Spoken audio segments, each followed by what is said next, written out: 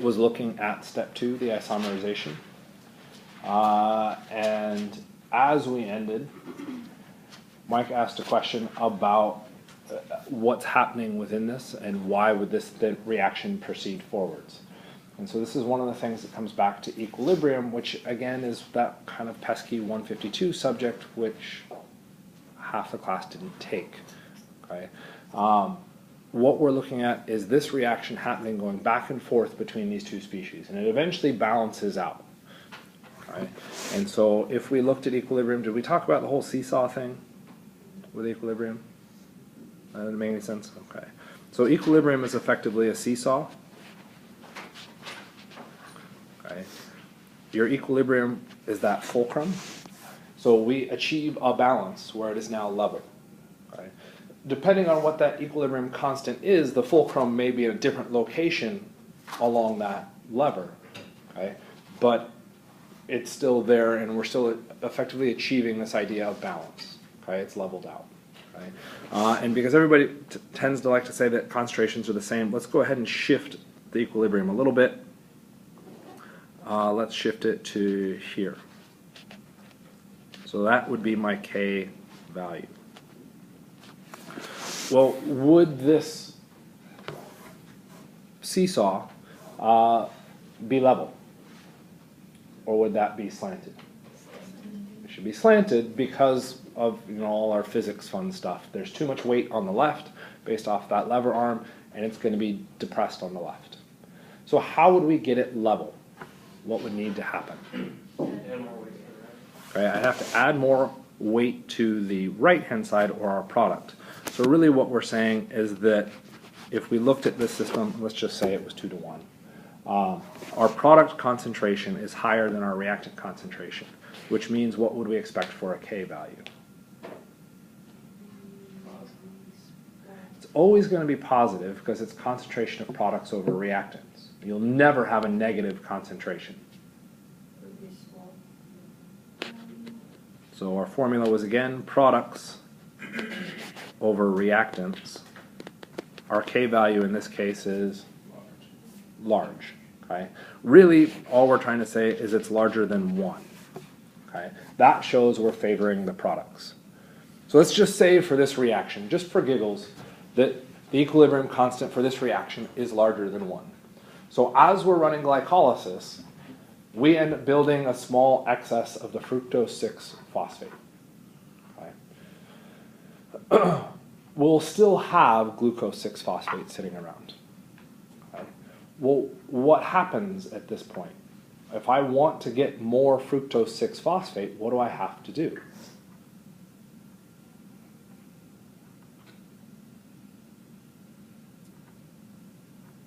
There's 2 things that we could do.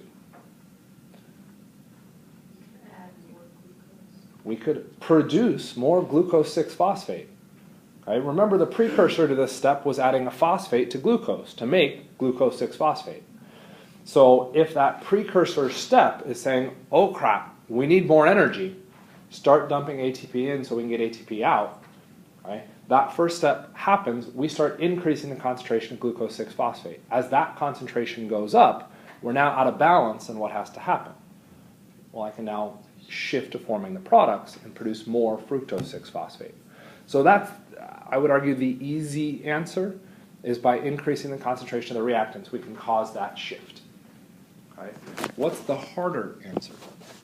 Decreasing the enzyme? We won't change the enzyme concentration. So for the most part, in our body, we're relatively constant as far as the enzyme concentrations go. So that won't change.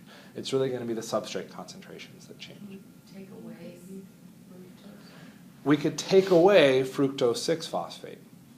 Okay, well, if I start removing that, well, now what happens? I'm now out of balance again. The only way I can get into balance is by converting glucose 6 phosphate across. Okay? So that starts shuttling things over, as long as I'm removing. How that make sense? Okay.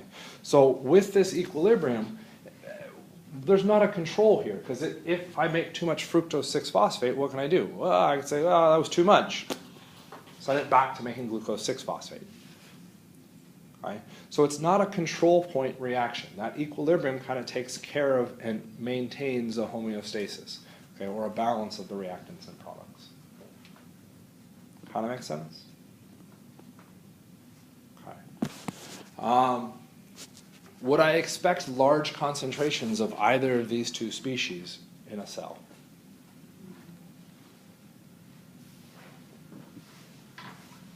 Okay. Probably not. Why? How did I make glucose 6-phosphate?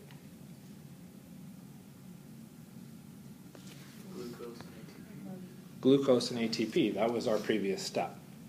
Okay? That previous step is a control point, meaning the only reason I run that reaction is if I need energy.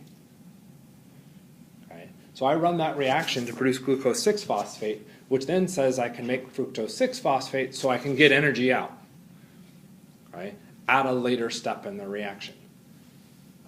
Okay? Which means the concentrations of glucose 6-phosphate and fructose 6-phosphate, those two species are committed to going through glycolysis, right? Or at least committed based off of our first step. Right? So we wouldn't expect high concentrations because if I'm going to invest ATP in that very first step, I'd want to get ATP out. That's the whole point of glycolysis, is to get energy. So if I'm going to start sacrificing energy to get energy, I better continue through. Which means the concentrations of those two species should stay relatively low. Right? Because the only reason I make glucose 6-phosphate is because I want energy. Fructose 6-phosphate then needs to get processed further on so that I can get that energy out. Kind of make sense? Right. Again, what happened here? Right. The Hayworth projections or our ring structures are difficult to see, so we can look at our Fisher, and if, where's my pen? There it is. If I compare the Fisher projections, reactant to product, what changed?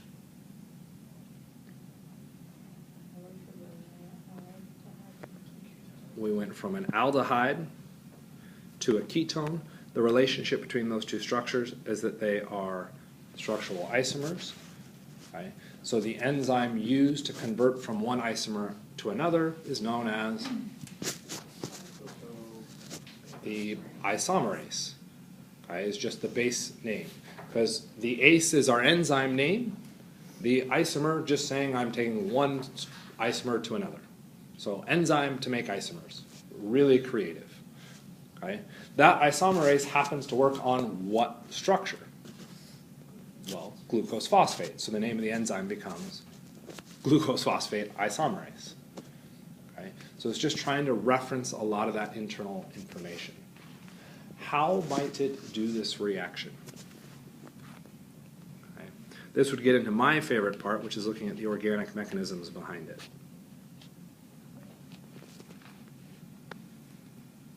What things have to change?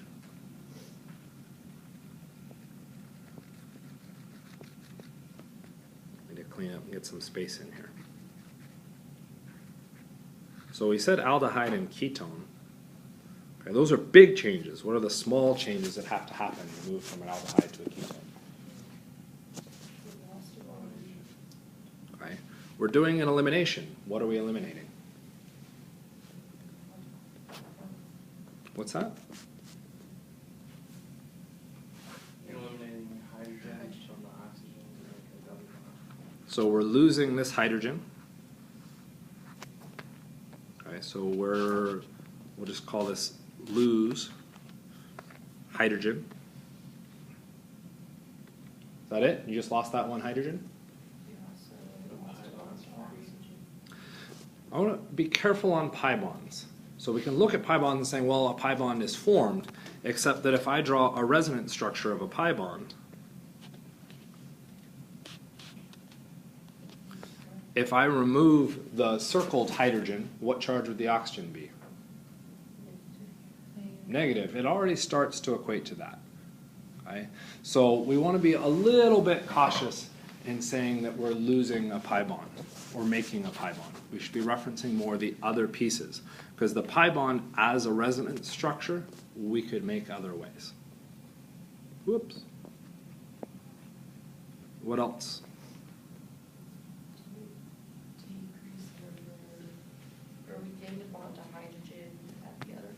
we gained a bond to hydrogen at our other carbon. Can I erase that carefully? Yeah, I can. Okay. We gained one hydrogen. The other one was already there.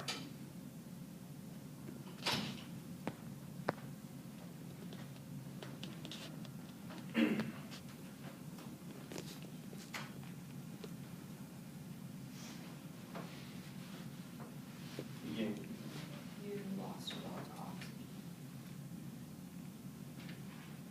oxygen. So we could say loss of a bond to oxygen.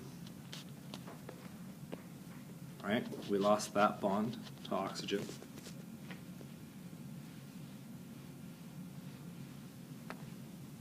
And if we're going to talk about that one, we'll go back and look at Mike's suggestion. We also gained a bond to oxygen.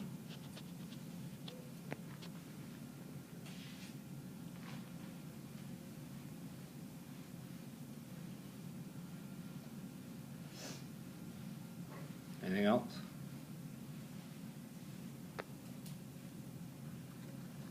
That oxygen is the hydrogen. We gained another hydrogen.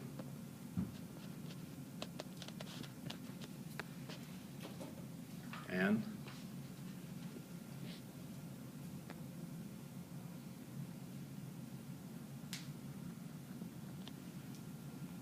what happened to the hydrogen on the left?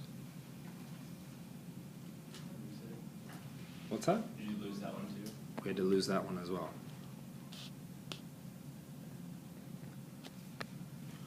What's the net result? Was this a redox reaction? Change the number of oxygen bonds, right? I would suggest redox, but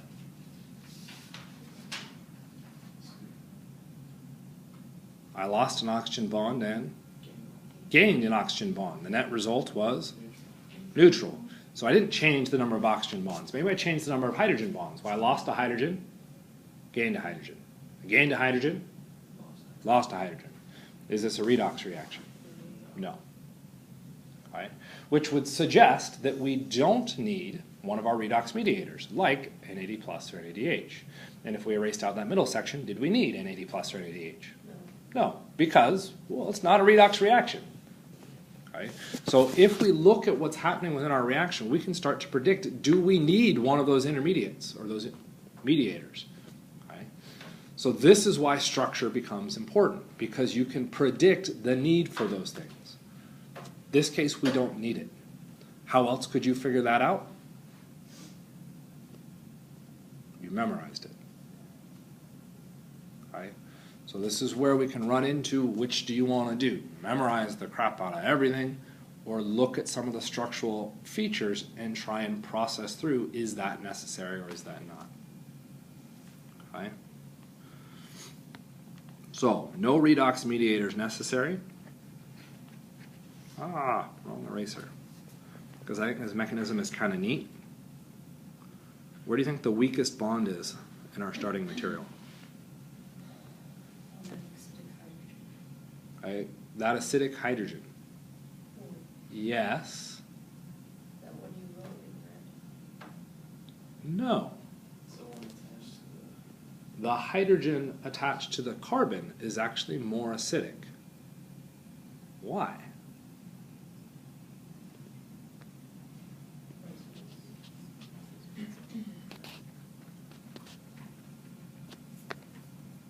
If I remove that hydrogen, that carbon becomes negatively charged.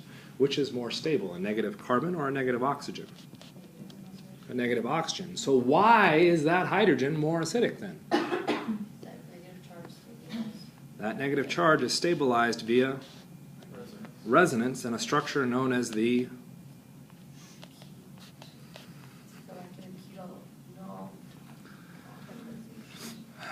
This is one of the big things that should have been talked about regardless of which OChem you took. What have we formed? We have an alkene, and we have the negative form of our enolate or our enol, so we have an enolate. Why is that hydrogen acidic? Because of that resonance through the keto-enol tautomerization. It is that reason I can remove that hydrogen. Okay. really, really important. And if we wanted to label it, that is known as the alpha hydrogen, right? Because it is on the first carbon next to a carbonyl. That hydrogen becomes actually more acidic than an alcohol hydrogen, right? Which is kind of neat. Okay? Whether or not you heard or saw or understood that that was important in OChem is kind of irrelevant, because I'll admit I didn't think it was relevant when I took OChem, because it wasn't directly addressed. Okay? It is super relevant. Almost all of our mechanisms will center around a keto-enol tautomerization. Right? Well, now what happens?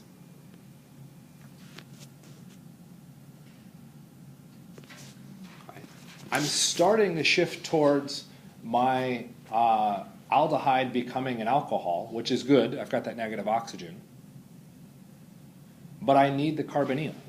How can I form that carbonyl?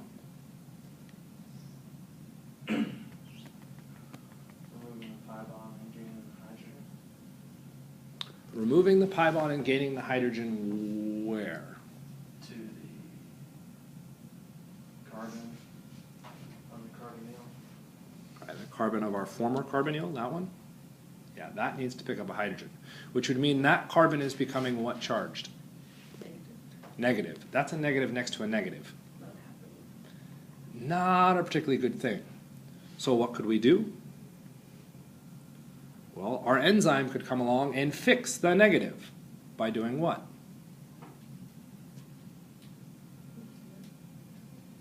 Making it neutral by adding a hydrogen. So if we have an enzyme acidic side group, that can dump a hydrogen on there. Now I wouldn't have a negative next to a negative. But why would these electrons push out that direction? Okay? That's still questionable to have the electrons come out that way, because they're still going by that oxygen. There's a negative on both sides. Or the oxygen on both sides. There is an oxygen on both sides. How can I force the electrons to go that direction and not the other? Because it's Purple arrow. Don't you need like a metal?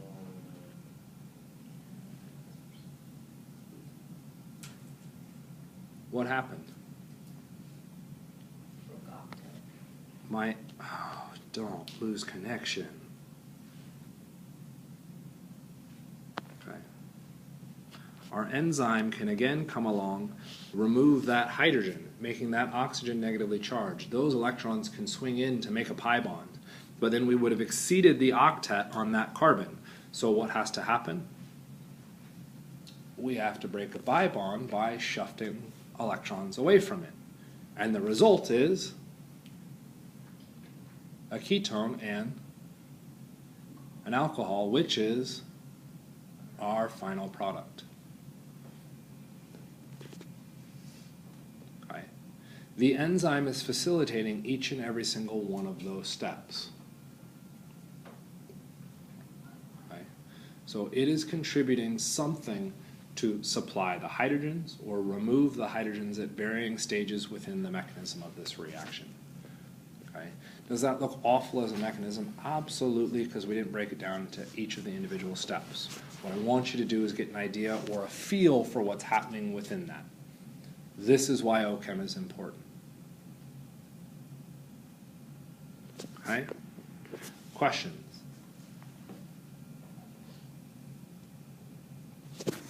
Okay. So we'll erase that all. In theory, erase that all, but the computer's not catching up with it. We're ultimately converting glucose 6-phosphate to fructose 6-phosphate using an isomerase. We don't need any redox mediators. We don't need any ATP or energy sources other than that. And our reaction proceeds on its own. Once we have fructose 6-phosphate, we move on to the next step, and we form fructose 1,6-bisphosphate.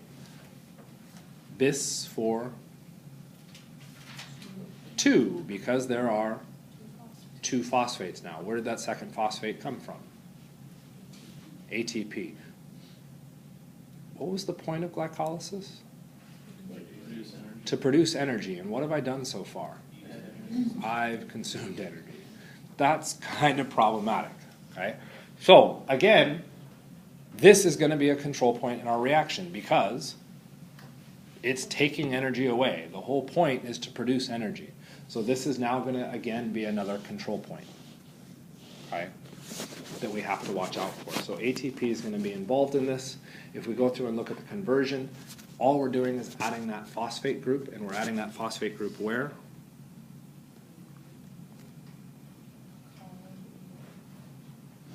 To carbon number 1.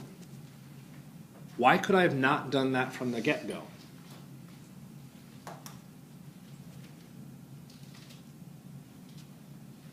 That's a hard question because you don't see the structure from the get-go. Where's carbon number 1 from the get-go? Oh, isn't it in the ring? It's locked up in an aldehyde. The aldehyde is not nucleophilic. It can't attack the phosphate to pick up a phosphate from ATP. Okay? So the structure has to do this conversion into fructose because now I have a nucleophilic oxygen at carbon number 1. Okay? Why are none of the other alcohols picking up phosphate? We get the snarky answer, so I'll give you the snarky answer because that doesn't get us to our product. Okay, fair enough. Why are those alcohols not picking up phosphates? Look for patterns. What carbons or what alcohols reacted to form phosphates? The 1 and the 6. What can you tell me about the 6 position? Particularly that alcohol. So we go all the way back. Can you tell me about the 6th position alcohol? 2 hydrogens. I kind of know where you're going with 2 hydrogens, but I don't like that. There's a better reference. Carbon's not in the ring. Partly that. Classify that alcohol at position 6. Primary. It is a primary alcohol. Why would a primary alcohol be more nucleophilic than a secondary? What's that? It's sterics. A secondary alcohol is larger. There's more bulk, which prevents it from acting as a nucleophile, because the whole point of a nucleophile is to react in a very tiny space. So it needs to be tiny. Primary alcohols will be more nucleophilic. So carbon number 6 right away can be phosphorylated because it's a primary alcohol. None of the others can. Okay? If we continue through our process, the next step does an isomerization to make another primary alcohol. Why? Because then I can phosphorylate it. Okay? Why do I need to phosphorylate it? Well, this again can go all the way back. We're trying to make how many glyceraldehydes? 2. How many phosphates are in glyceraldehyde? There's 1 phosphate, 2 molecules, 2 phosphates, which means glucose had better get 2 phosphates. The only position I can phosphorylate are primary alcohols. Is there more than 1 primary alcohol in glucose? No.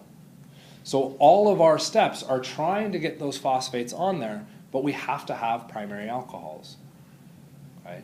So the question just becomes, when do we do that? Okay, well, we stepwise do it. We do the easiest thing first, and then we start to change the structure. And that's what glycolysis or biology is doing for us, which is pretty freaking cool that it could somehow naturally figure this out. Right? So again, our big change here is all we've done is added a phosphate. Okay? So we move to the next step. Fructose 6-phosphate, or sorry, not the next step. This is still the same one. This is another big control point. Okay? ATP is involved in this. We want to have some control over this. Okay? I don't want to just start consuming ATP. If I need energy, I need to decide, is it worthwhile going through glycolysis or should I be doing something else? Okay? Is that ATP important somewhere else? So I don't want to consume those species right away. So this happens to be a big control point.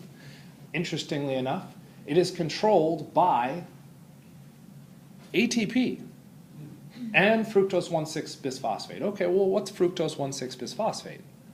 That's the product of the reaction. If I have a whole bunch of the product, should I be making more of it? No, so it makes sense for the product to do what kind of inhibition? Feedback inhibition. Feedbacks into our enzyme reaction to turn it off. So cool, that's useful. What is ATP though? Where is ATP used in this reaction? As a reactant. And yet it is also what? A control, in that it is inhibiting the reaction. Our substrate inhibits the wait, what? How could that possibly make sense? If we have more ATP, we don't need to make more ATP. But ATP is necessary for this reaction to go. So how do we have a substrate that requires the reaction to go forward also prevent the reaction from going forward? Okay? It's like for me to not eat, I have to put food in my mouth. That doesn't make any sense. Right? So what's going on here? This is going to get really gross and graphic. I apologize. Okay. Instead of the food going in my mouth where it's supposed to go, let's say we shove the food the other direction. Okay. So I am no longer eating because I blocked the other direction. ATP has two binding sites within this enzyme. One is the substrate binding site, one is an inhibitor binding site. Okay? So if there's high concentrations of ATP, it will make it to the inhibitor site and shut the enzyme down. If there's low concentrations of ATP, it'll likely bind to the substrate. What does that mean? The substrate binding site probably has a higher affinity for ATP than the inhibitor. Okay? Other things to kind of process. This is a really popular enzyme to study because it's a tetramer, meaning we are looking at what kind of protein structure?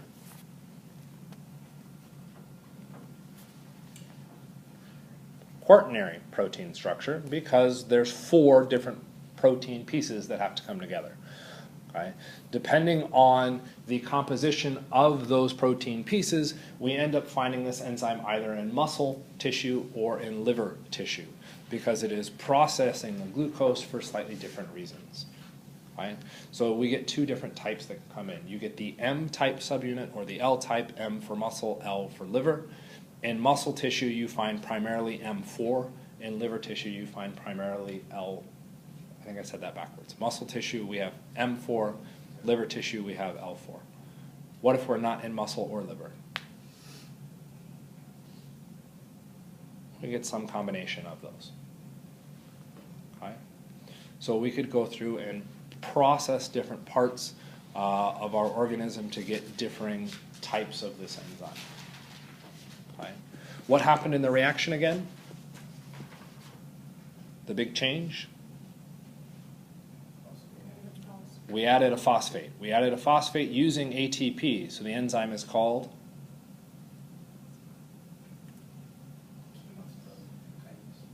kinase.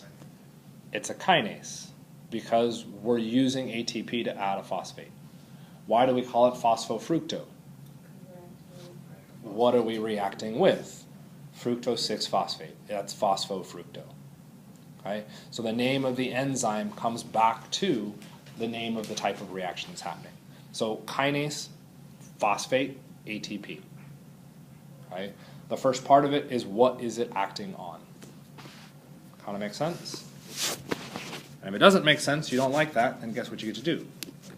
You just get to memorize it. That's fine. Both are perfectly acceptable. Okay? What then happens? Now the big daddy comes along, and we will cleave glucose apart. So again, if we look at the fructose 1,6-bisphosphate becoming dihydroxyacetone phosphate and glyceraldehyde 3-phosphate, you might be like, what happened? That is really hard to see what happened, largely because it's in the ring structure. If we drop that out into the Fisher projection, that makes it a little bit easier. And what did we do? We broke which bond? 2 and 3 and 4. We broke the 3,4 bond. Okay? 1, 2, 3 became which molecule? Glyceraldehyde or something else? Something else, because the 1, 2, 3 had what functional group? A ketone. So it's not glyceraldehyde, which means your glyceraldehyde had to come in from 4, 5, 6, which means I need an aldehyde group happening or forming in the process of this reaction. Right? Where does the aldehyde appear? Carbon number 4. Okay? How do I get an aldehyde there? Okay? I'm going to have to lose that hydrogen. I will also have to lose that hydrogen. And I'll have to lose that carbon 3,4 bond. Okay? How can I do all of that?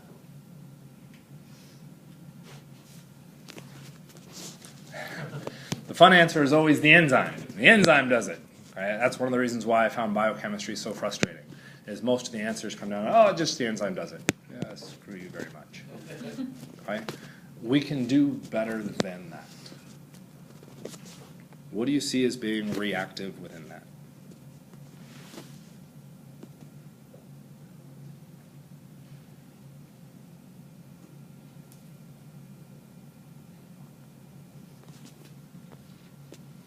And as a hint,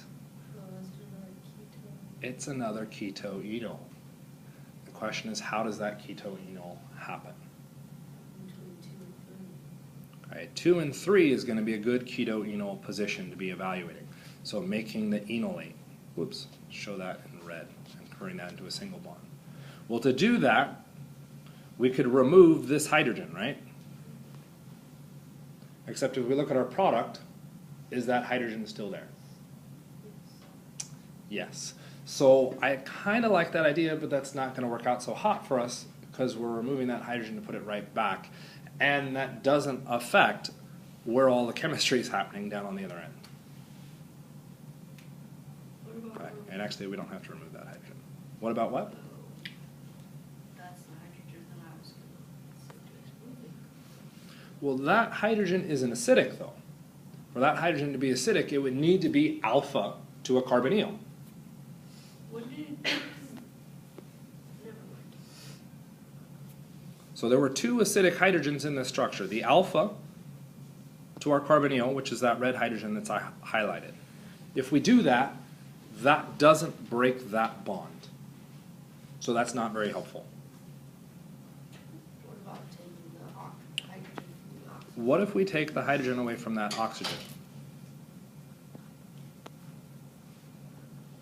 So our enzyme base comes in, removes that.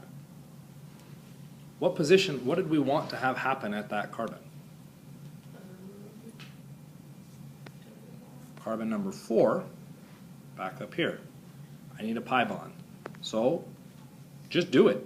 Make a pi bond. What's the problem? We broke the octet.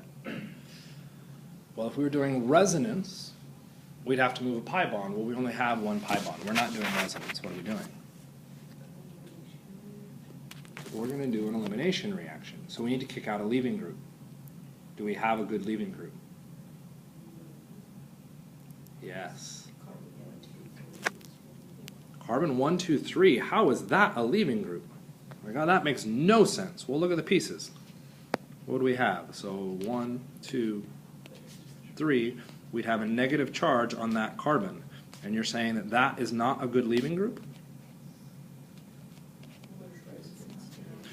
Oh, there's resonance in a ketoenol powdermer. Stupid. Yes. Okay. That resonance allows that to be a good leaving group, which then means I can now cleave those 2 pieces away from each other, and I can follow that up with some acid-base stuff to get me the keto form, and I'd have my glyceraldehyde formed immediately. Neat. At least I think it's neat. Right? So the keto-enol tautomerization pops up yet again. This is why it's a stupidly important piece that should be heavily discussed in OChem. Right? And I'll admit I don't discuss it all that heavily. I try to, but it just kind of falls to the wayside. Right? And that wasn't an oxygen at the top. And there's our phosphate. This is an equilibrium reaction, so we will go back and forth here. Right? We then have dihydroxyacetone phosphate and glyceraldehyde 3-phosphate. Right? Pieces that we would need for this, lysine and cysteine is what your textbook says, but I think the internet's better, and saying aspartate. Okay? What does aspartate, or for that matter cysteine, bring in?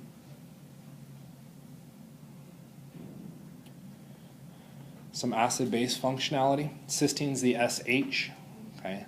That H is acidic, and the sulfur could be weakly basic. The aspartate does the same thing. So that can facilitate the proton transfers that we're doing to help break that cleavage or break that bond.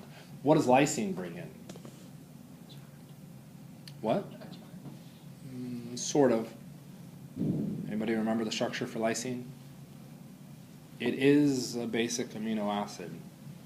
It is basic because, are you looking at it, Mark? What is lysine? At the end.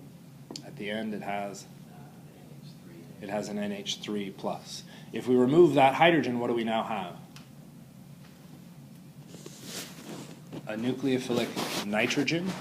That nitrogen, believe it or not, just to make things really ugly, that carbonyl isn't quite reactive enough to initiate this.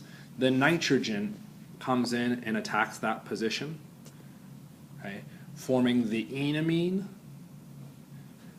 Yeah, and I'm sure you all remember the enamine is a lovely reaction. Okay? And it goes through what's known as a Schiff base with our intermediates. Okay? They're roughly equivalent to the keto-enol tautomerization. Okay? So I'm just kind of mentioning it. If you want to look that up, you can. That's what's happening there. The lysine is acting as a nucleophile to help polarize that structure further and initiate that whole process.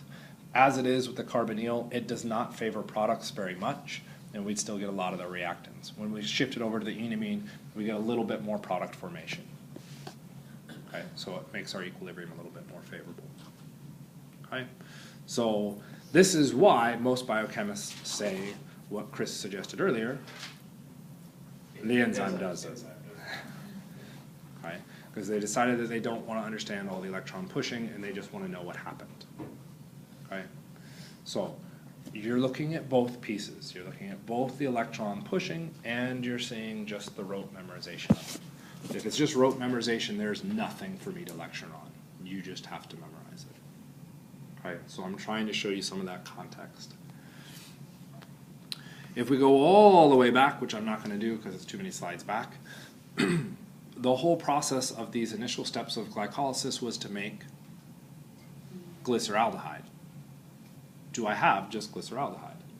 No. So what do I have to do? I have to convert the dihydroxyacetone into glyceraldehyde. Well, what's the relationship between glyceraldehyde and dihydroxyacetone?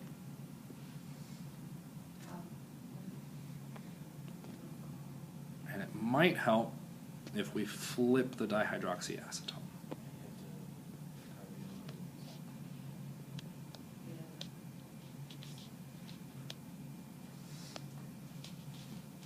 I keep skipping that stupid carbon.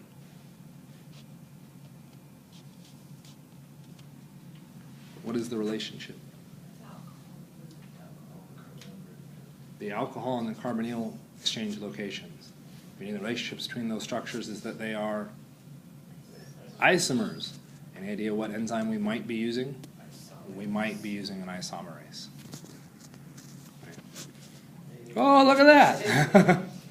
We're using another isomerase because the relationship between those structures is that they are structural isomers of each other. Is it going to be a new isomerase? Yes, because the substrate's different. Okay? So the isomerase we're using is now triose phosphate isomerase because we have a phosphate. Triose does not mean the phosphate's in the third position, unfortunately. What did triose mean? The hint, there's triose, tetraose, pentaose, hexose, heptose. It's not the number of, or not the position of the carbon. It's the number of carbons. The ose is our shorthand for carbohydrates, our sugars. So dihydroxyacetone is a triose. It is a three-membered carbohydrate. So it's triose phosphate isomerase because we still have the phosphate on there. Okay. For those of you that don't like the full name, it's also known as DHAP. Small positive delta G. What does the positive delta G mean? It's endothermic, so it's not a super favorable reaction. Okay, so we'll oscillate again, equilibrium back and forth between this. How would we get the DHAP to actually convert across to glyceraldehyde then? The enzyme will help, but it's still a positive delta G.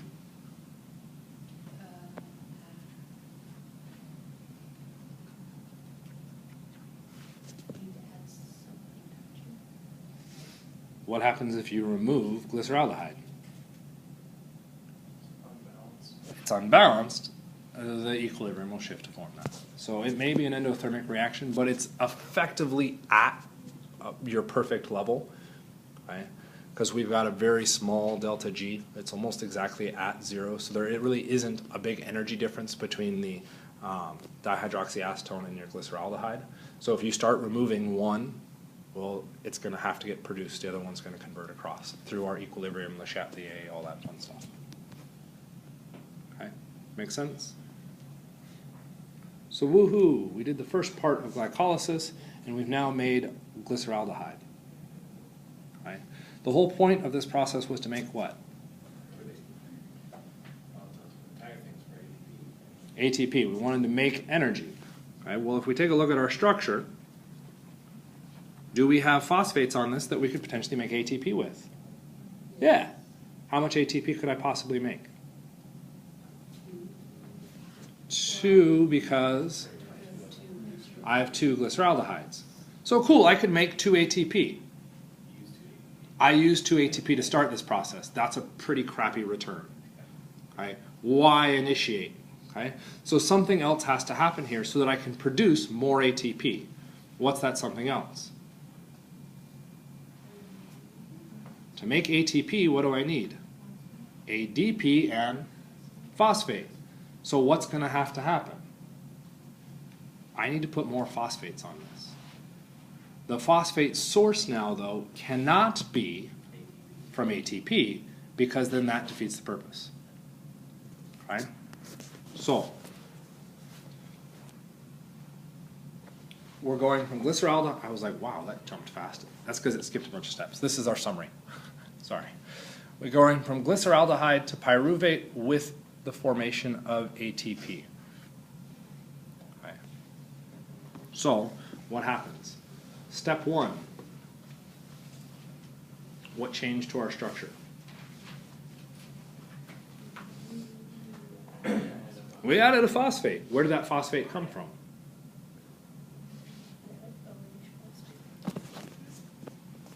What is that phosphate connected to?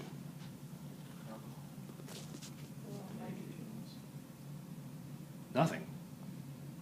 That's a free-floating phosphate. Phosphate is floating around in solution. Typically it is referred to as PI, subscript, the I being inorganic phosphate.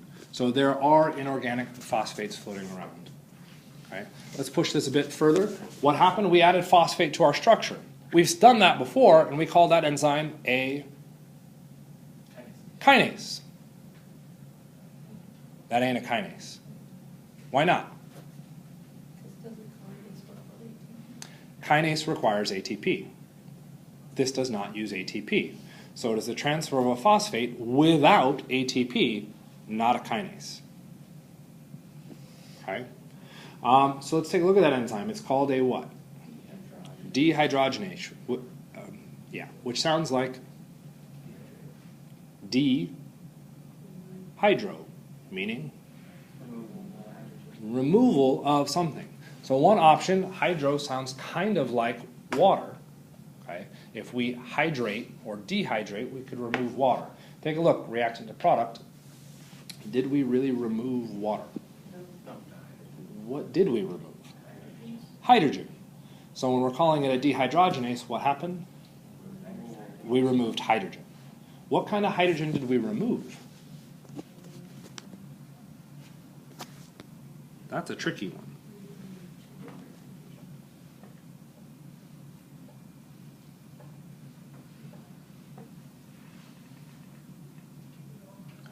It may not be apparent if we look at glyceraldehyde 3-phosphate and compare it to the 1,3-bisphosphoglycerate.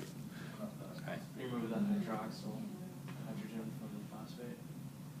So we could reference the hydroxyl from the phosphate. Not a big deal.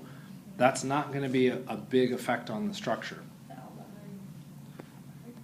That hydrogen was removed.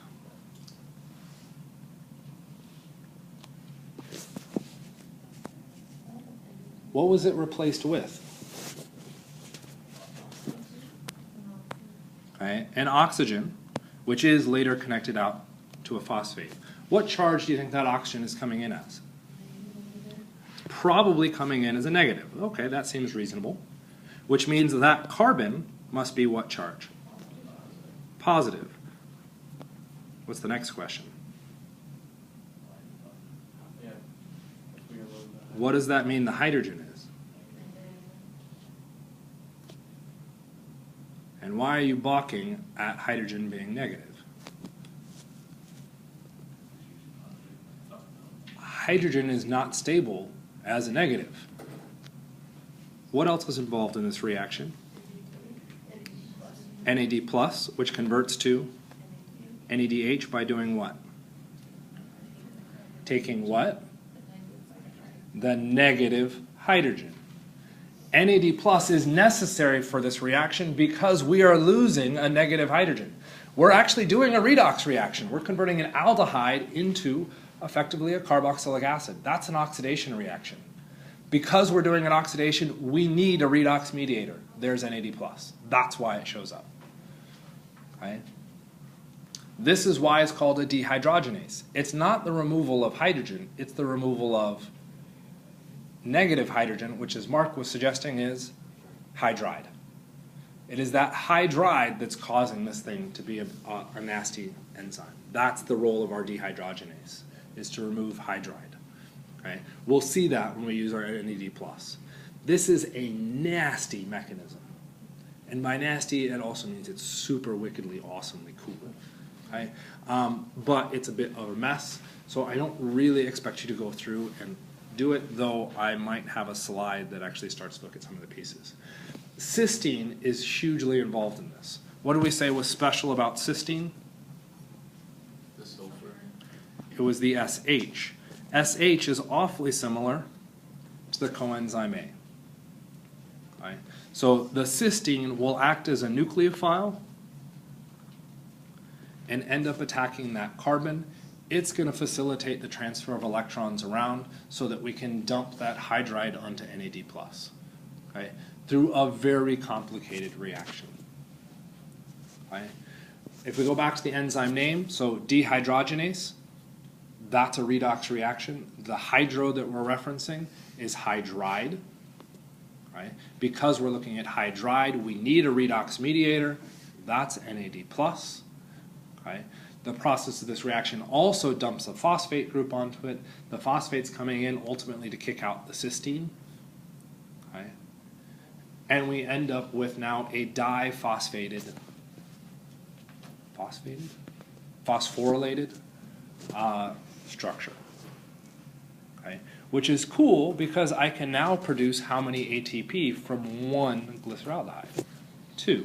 And since I produced 2 glyceraldehydes, I can now get a total of 4 ATP. I'm actually producing energy now. Okay? As a side note, it also produces NADH. And while NADH does not directly give me energy, it can be used in the electron transport chain to produce ATP at later stages. Okay? So, I decided to be nice and not look at that gory mechanism yet. It does show up a little bit later in a different version. Okay? So, we now have our bisphosphoglycerate.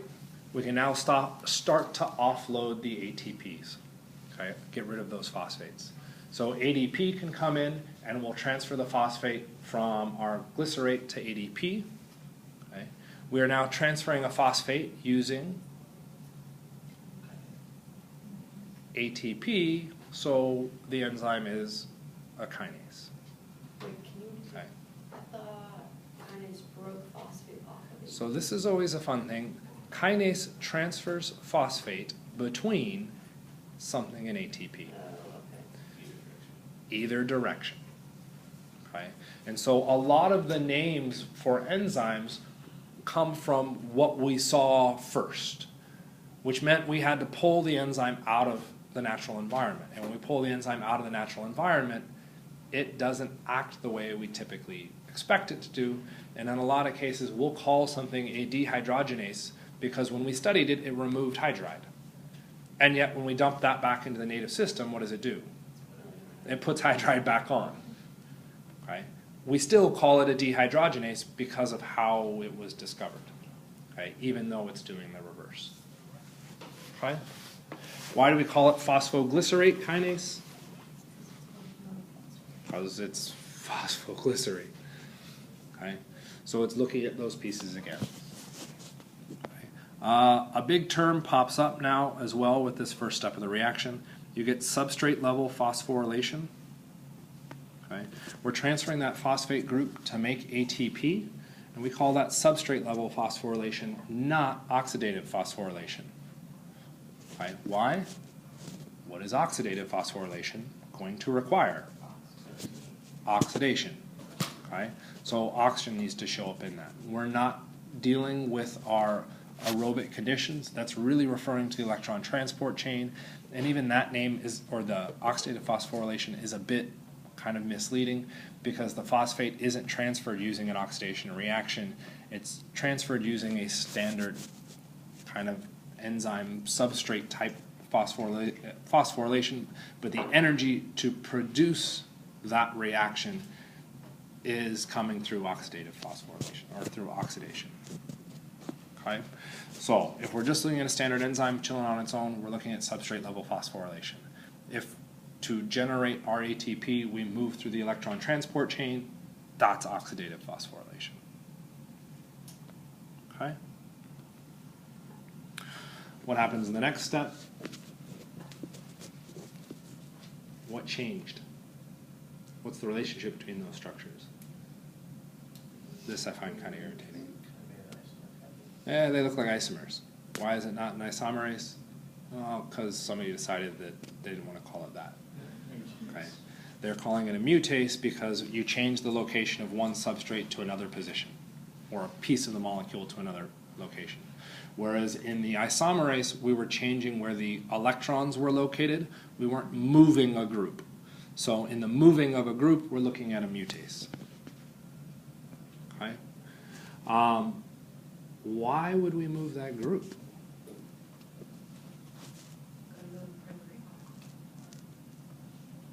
So we do have another primary alcohol. Why is that important?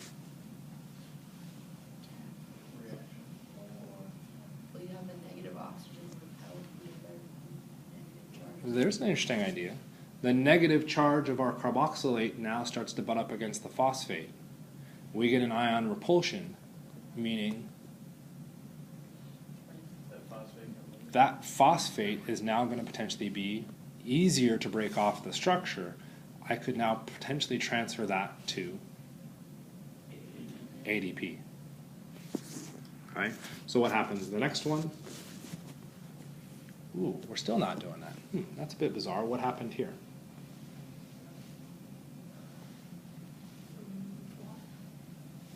Okay, we removed water. What did you say? Hydrolysis. We did a hydrolysis reaction, okay? Or an elimination reaction. Let's still be like, well, I'm not sure why we need to do this. We still have the ion repulsion. Okay? The enzyme used here is called an enolase because It's not quite perfect, but it's pretty close. What do we have here? An alkene and sort of an alcohol, which I'll put in quotes. We've got an enol. Remember that whole keto enol thing that you didn't like? Here it is again. Okay.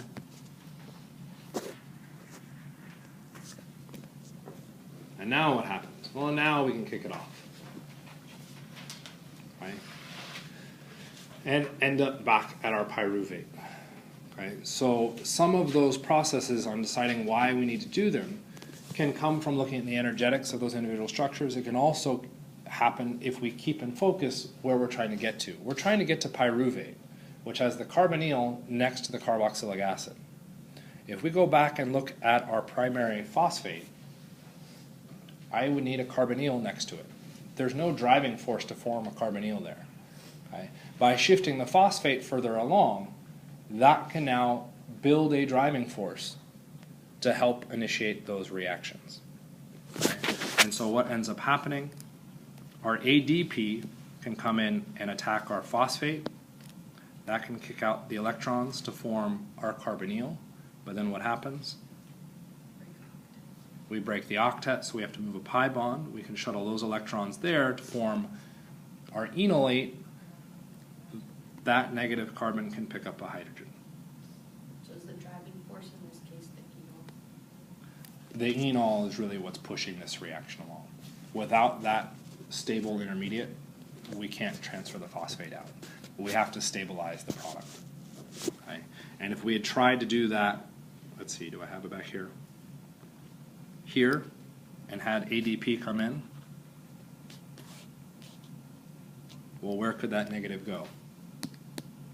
If we tried to put it here, well, then what would we kick out? We'd have to kick out an alcohol, and that doesn't quite work. Okay? So we don't get stable intermediates happening in that initial stage. Okay? We likewise don't get stable intermediates here. Okay? It really happens when we form that enolate. Okay? Which is cool because we now produce our second ATP per glyceraldehyde. Because I had 2 glyceraldehydes, I now have a total of 4 ATP. I do have a net 2 ATP gain in this reaction. Okay? And I now have pyruvate. What can pyruvate then do? It can go into all of our other processes. So before we go into those, our control points we already discussed as we kind of moved through. The control points largely involve ATP. Okay? And so that's what this slide is trying to show, or this image. So we've got the different inhibitions, where those things are important. They're also marking where NADH shows up, or NAD plus shows up.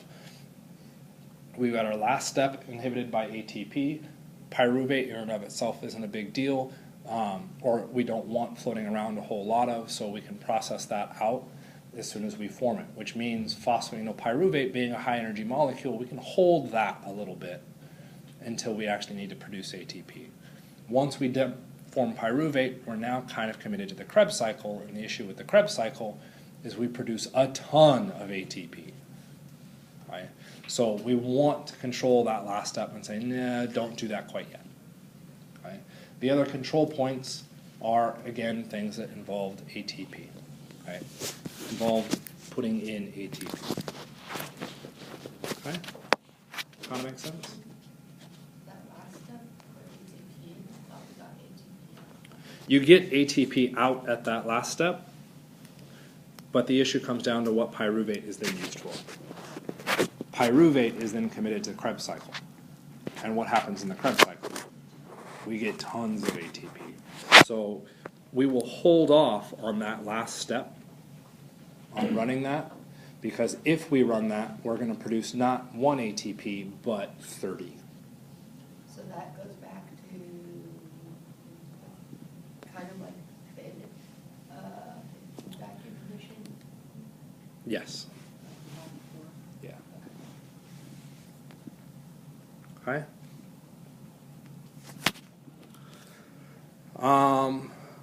before we get into the aerobic metabolism, what happens when we do the anaerobic? This means no oxygen. So we've got pyruvate, okay, and this is what this is really trying to get at is, let's say we don't have oxygen. Okay? We still want to be able to produce energy, at least for a limited amount of time. Okay? The issue for that energy production, let's see if I can go far, oh man, I've got to go really far back. Come on, oh, really far back. Jeez.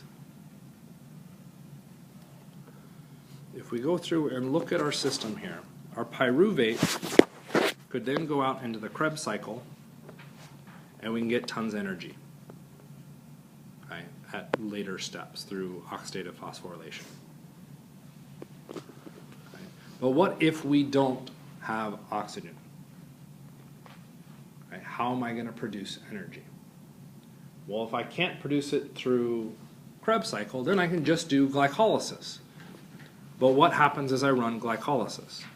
Well, ATP comes in, lose energy, oh, but I produce twice the amount at the end, so that's not bad. I produce ATP, so I can get my energy. But for this process to happen, to get my energy out, what do I have to put in?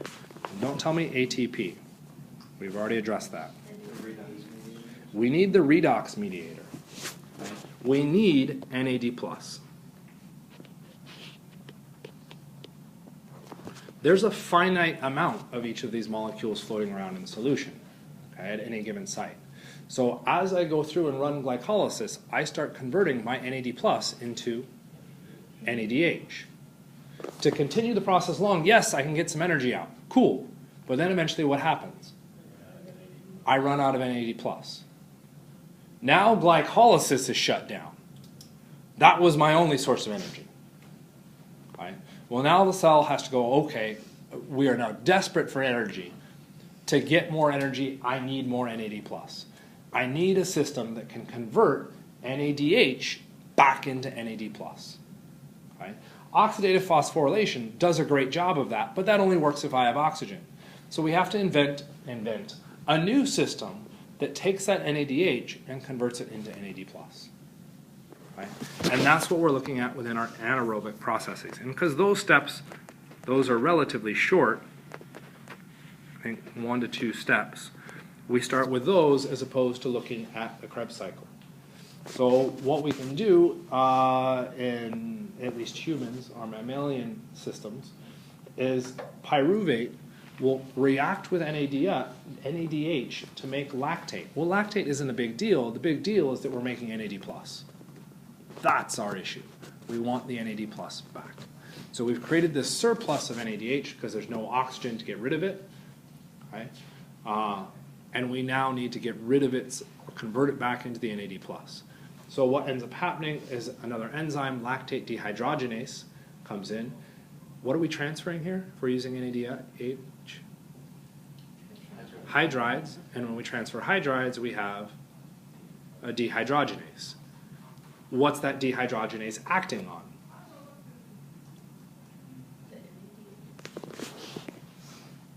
Isn't it acting on pyruvate? Why is it not called pyruvate dehydrogenase?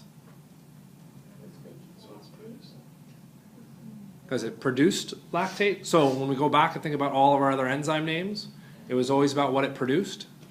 No, it's what it started with. This again comes back to how these things were discovered. Okay? This enzyme was discovered by converting lactate into pyruvate. So they called it lactate dehydrogenase. It's not getting used that way in our cells. In our cells, it's going from pyruvate to lactate. Okay? They named it lactate dehydrogenase. We're now stuck with it. Okay? Sometimes things just don't go our way.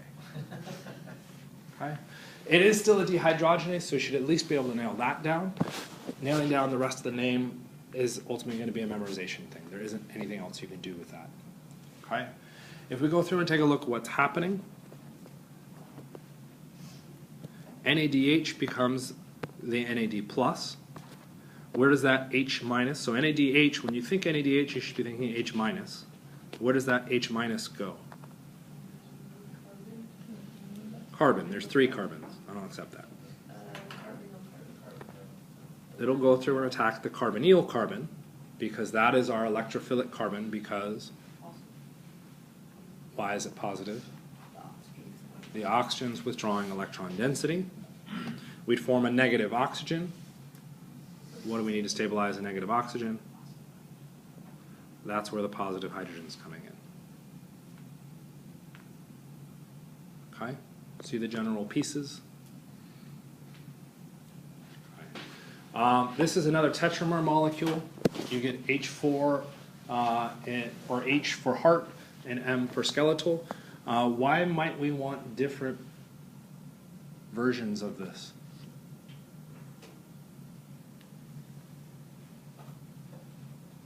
What's that? Yeah. What is the heart doing? Keeps pumping blood all the time. What are your other muscles doing?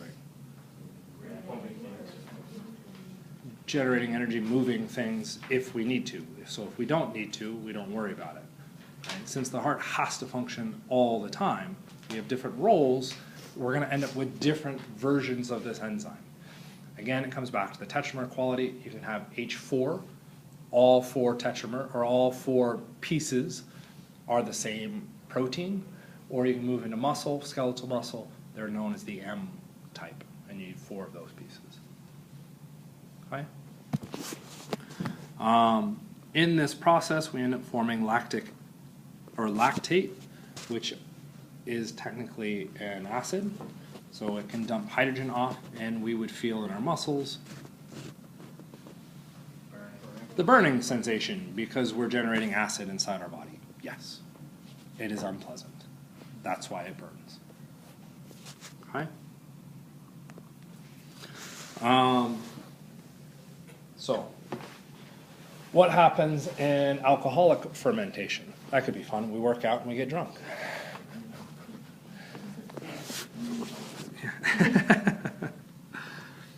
What's happening in the alcoholic version? It's the same idea.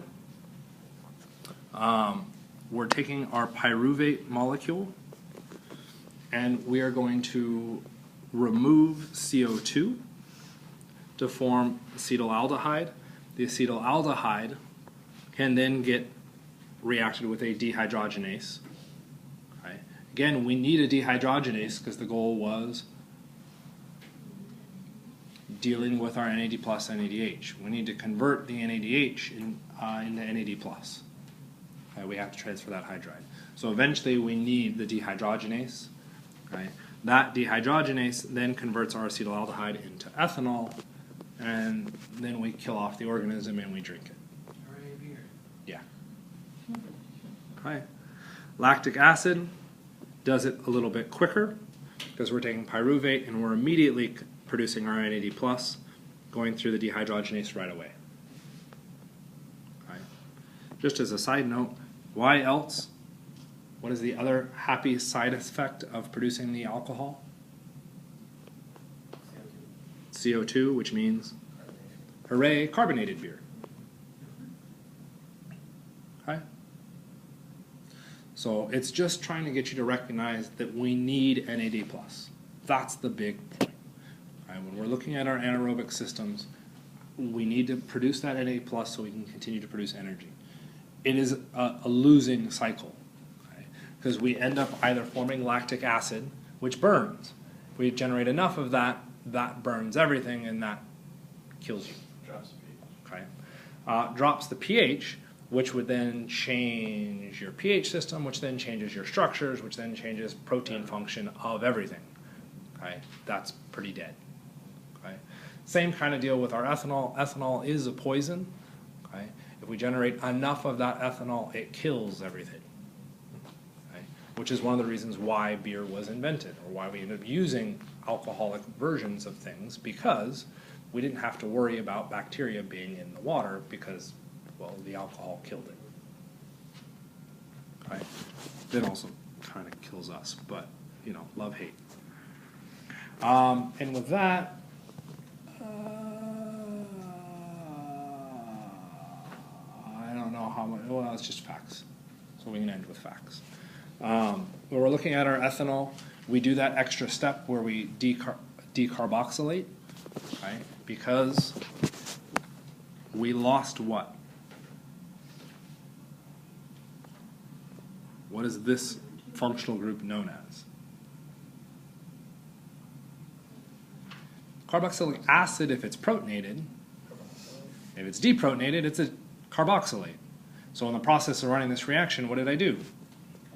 I removed a carboxylate, so I have a decarboxylate reaction. Okay. Yeah. Why do we call it pyruvate decarboxylate? This one, conveniently, we started with the pyruvate, so that makes it a little bit easier. Okay. We form the acetaldehyde. The acetaldehyde can then move on and get